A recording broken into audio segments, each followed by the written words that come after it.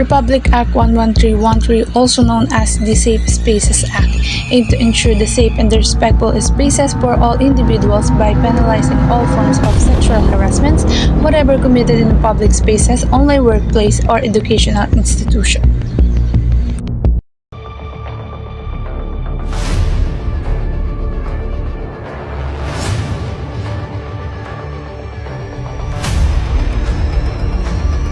Loob ng silid-aralan, tayo'y nagtitipon. Bawat isa'y may pangarap, nais abutin, ngunit sa anino ng karahasan, may bumubulong.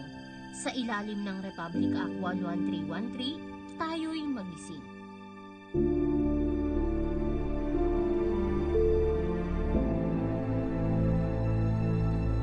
Sa bawat sulok ng paaralan, hindi maikukubli mga kwento ng pang-aabuso, nagliliyab na apoy sa salita at gawa. May mga sugat na hindi mawari, ngunit ngayon ating sigaw, di na matatahimik. Babae, lalaki. Bawat isa'y may karapatan.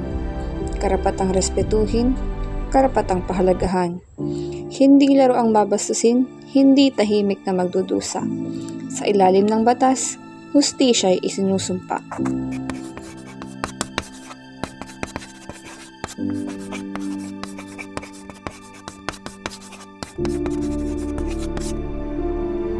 Sa mata ng Republic Act 11313, lahat ay pantay. Walang kinikilingan, lahat ay may saysay. Harassment, bullying, kailan may di dapat maghari. Sa ating paaralan, respeto ang naghahari. Sa bawat hakbang, ating iparinig. Tinig ng bawat isa, walang sasayangin. Sa silid-aralan, sa tahanan, kahit sa lansangan. Sa ilalim ng batas, tayo'y magkaisa, magpalakpakan. Kaya't mga kaibigan, huwag nang matakot. Tumindig lumaban para sa tamang landas. Sa ilalim ng Republic Act 11313, tayo'y magkaisa. Ang respeto, ang hustisya, ating isabuhay.